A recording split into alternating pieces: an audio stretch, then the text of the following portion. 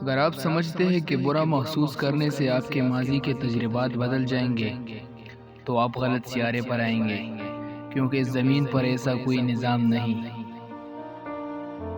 ہر طرف مسائل کے انبار لگے ہوئے ہیں، چہروں کی رونقیں مدھم پڑ چکی ہے اور زندگی گزارنا بہت مشکل ہو گیا ہے۔ دفتر، دکان، کاروبار اور ملکی و معاشی حالات سب پریشانی کا باعث ہے۔ کوئی خوشخبری نہیں اور نہ کوئی ہم سے راضی ہے۔ ہم دفتر کی پریشانی کو اٹھا کر گھر لے کر آتے ہیں اور گھر کی پریشانی کی گٹھلی دفتر میں جا کر کھولتے ہیں۔ ہر کوئی اپنی پریشانی کا ذمہ دار دوسروں کو قرار دیتا ہے۔ ایسے میں ہم یہ حقیقت بھول جاتے ہیں کہ پریشانیوں کو خوشیوں میں بدلنے کا سب سے بڑا ذمہ دار خود ہمارے اوپر ہے۔ ہم خود اس کے ذمہ دار ہیں۔ ہم پریشان رہتے ہیں تو ہمارے بچے بھی پریشان رہتے ہیں۔ ہم تمام زندگی اس انتظار میں رہتے ہیں کہ اب حالات بدلے، کہ تب حالات بدلے۔ واصف صاحب نے بہت عجیب جملہ فرمایا ہے۔ وہ کہتے ہیں کہ پریشانی حالات سے نہیں، خیالات سے پیدا ہوتی ہے۔ ہمارے بچے ہمارا مستقبل ہے۔ والدین کی حیثیت سے جب ہم پریشان ہوتے ہیں تو ہماری پریشانی کے اثرات ہمارے بچوں پر بھی مرتب ہوتے ہیں اور وہ بھی پریشان ہونا شروع کر دیتے ہیں، چاہے کوئی سبب بھی نہ ہو۔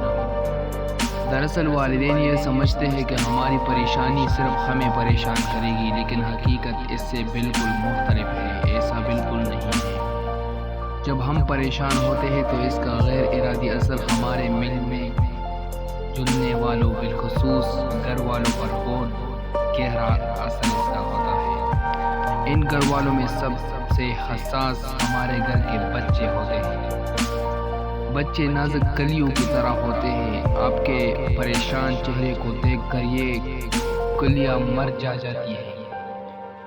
یاد رکھیے کہ جس پریشانی کو آپ اہمیت کی غذا دیتے ہیں، اس پریشانی سے آپ کا چھٹکارا ممکن نہیں ہوتا۔